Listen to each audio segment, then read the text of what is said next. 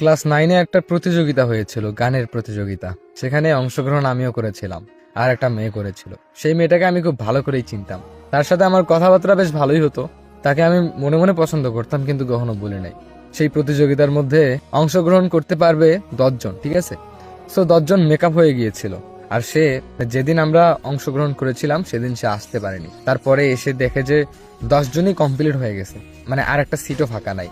তারপরে স্যারকে বলে আমি আমার জায়গাটা ক্যান্সেল করে নিয়েছি, মানে আমার অংশগ্রহণটা ক্যান্সেল করে নিয়ে তাকে আমি অ্যাড করাইছি আমার জায়গাতে। তো এটা সে জানে না। তারপরে স্যার আমাকে ক্যান্সেল করে ওকে অ্যাড করাইছে, ওকে সুযোগ করে দেওয়া হয়েছে, ঠিক আছে? আর 10 দিন পরই হচ্ছে মানে অনুষ্ঠান। সেখানেই ঘোষণা করা হবে যে কি সব থেকে গান গাইতে পারছে ভালো, আর কি মানে এরকম।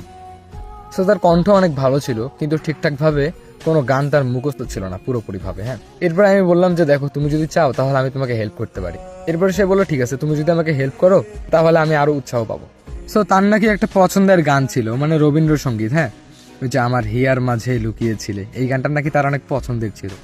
এই গানটা আমারও মুখস্থ ছিল। হ্যাঁ, আমি বললাম যে ঠিক আছে, আমি তোমাকে এই গানটা রিহার্সাল করাবো, ঠিক আছে?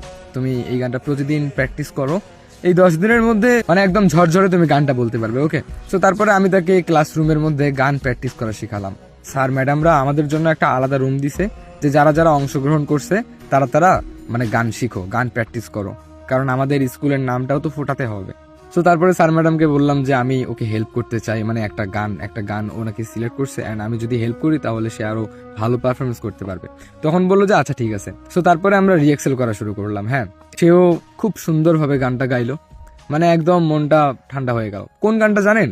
এই যে লাইক এরকম হবে, আমার হিয়ার মাঝে লুকিয়েছিলে, দেখতে আমি পাইনি তোমায়, দেখতে আমি পাইনি। আমি সেভাবে বলতে পারতেছি না, বাট সে খুব সুন্দর করে বলছিল, মানে অনেক সুন্দর করে।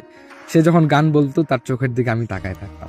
তো তারপরে প্র্যাকটিস করলাম, তার সঙ্গে প্রায় বেশ অনেক সময় কাটিয়েছি, প্র্যাকটিস করছি, গল্প করছি, আড্ডা দিছি। 10 দিন পর অনুষ্ঠানের পারফরমেন্সের মধ্যে, তো বিশ্বাস করেন, অনুষ্ঠানের শেষে যখন ঘোষণা করা হলো তখন আমিও স্টেজের সাইডেই দাঁড়াইছিলাম। এরপরে নাম্বার 1-এ ঘোষণা করা হয় সোনালীকে। যখন তার নামটা ঘোষণা করা হলো, আনন্দে আমার চোখ দিয়ে পানি চলে আসলো। সেও খুশিতে হাততালি দিচ্ছিল, মানে আমাদের স্কুলের সবাই গর্ব করতে লাগলো তাকে নিয়ে।